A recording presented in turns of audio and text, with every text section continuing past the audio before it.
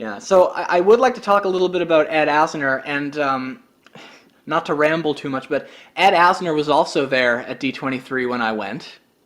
And Oh, can I tell you the story?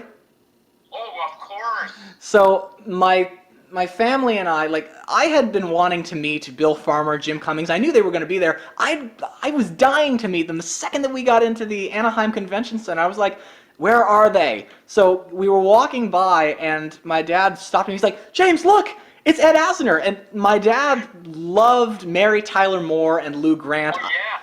And Back I in the day. and I knew of Ed Asner from Elf. Have you ever seen that film? Oh, have I? I see it every year. In fact, Same. Ed told me, I said, once I said, Ed, who was really good that made you better? And he went, Daniel Trevani, who was on Hill Street Blues, and Will Ferrell. And I went, what? Will Ferrell made you good? He goes, yeah. When I heard him Wow. work, I said, I got to get really good fast. Wow. And I said, give me an example. And he goes, well, when he put his gum under the banister, I said, you can't do that. You can't.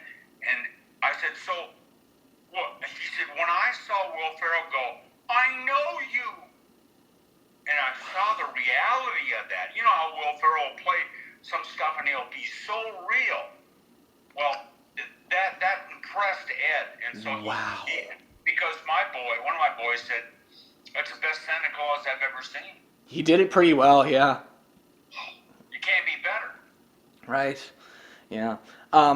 But yeah, so my dad knew Ed Asner from Mary Tyler Moore, Lou Grant, Elf, of course. It's my family's favorite Christmas film to watch. We just watched it the other day. And also from Up. And when I was in line to meet Ed Asner, Pete Docter and Jonas Rivera, the director and producer of Up, were right there. They were right at Ed's table. It's my turn to go up to. Have you seen Up? Yeah. Okay. It's brilliant. Oh yeah. So it was my turn to go up to Ed. I went up to him and I said, "Hi there. My name is James." And I think I freaked him out because he just pushed his head back and he just looked at me kind of funny. And so there's like a minute of silence almost. Pete and Jonas they got a kick out of it, and Ed looks at me after not saying much and he goes, "Get to the back of the line, kid." Yeah, he plays Grumpy. He played Grumpy in Mary Tyler Moore, and then as he got older, he realized it worked for him. Because so I'll be at his house and he'll answer his phone, "What do you want?" That sounds like him. Because you know what? If you can be grumpy and get away with it, what would that be like? He would Yeah. love it. I've got to tell you a fast story. He was at my house on my birthday, and I was 41. Okay.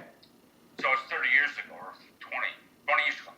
I said, what were you doing when you were my age on your birthday? He goes, well, he said, I wasn't on my face, but I was on my knees.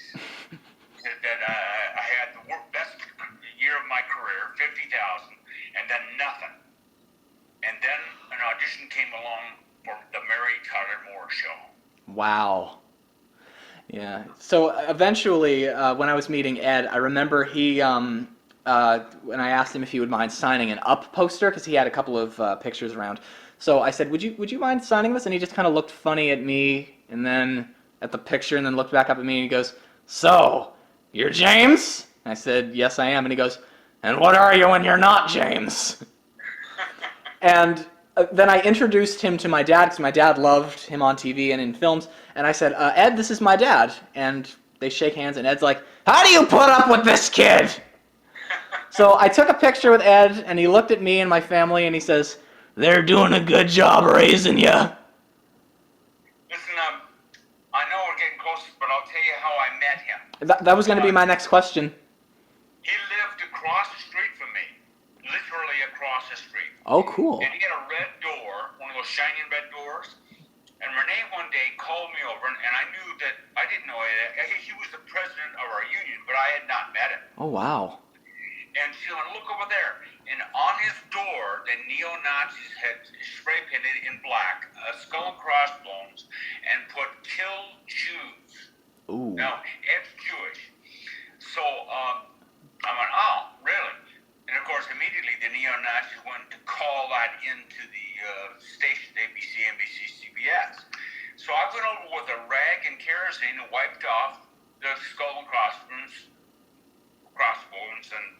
the message.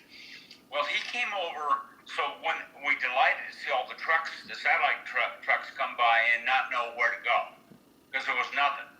So about 2 days later, he came over to the house, and he said, "Are you the kid that took the sign off my door?" I went, "Yeah."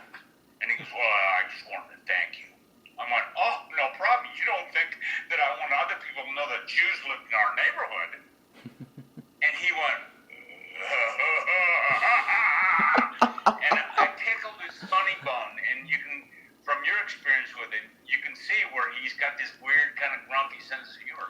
Right. From that day on, he became such a close friend of mine, and we've been friends for, I guess, 30 years now. That's wonderful, yeah. Well, Ed, if you are watching this, I hope that you do remember me. I remember the next day after I met him, we had just met the Goofy movie cast, and I walked by Ed and he sees me, he goes, "James, how are ya?" And my mom's right there, and she's like, "Do you remember him?" And he goes, "Remember him? I couldn't sleep last night because of this kid." Listen, real close. She was doing a movie in Greensboro, North Carolina. Okay. And I told my aunt, who was older, you know, she was in her late 70s, early 80s, and she said, "Well, I'll go down and see him." I said, "Do," because he said that.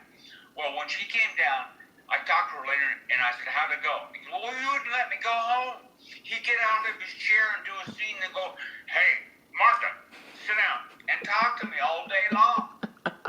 You know, so he's that way. Oh yeah, absolutely.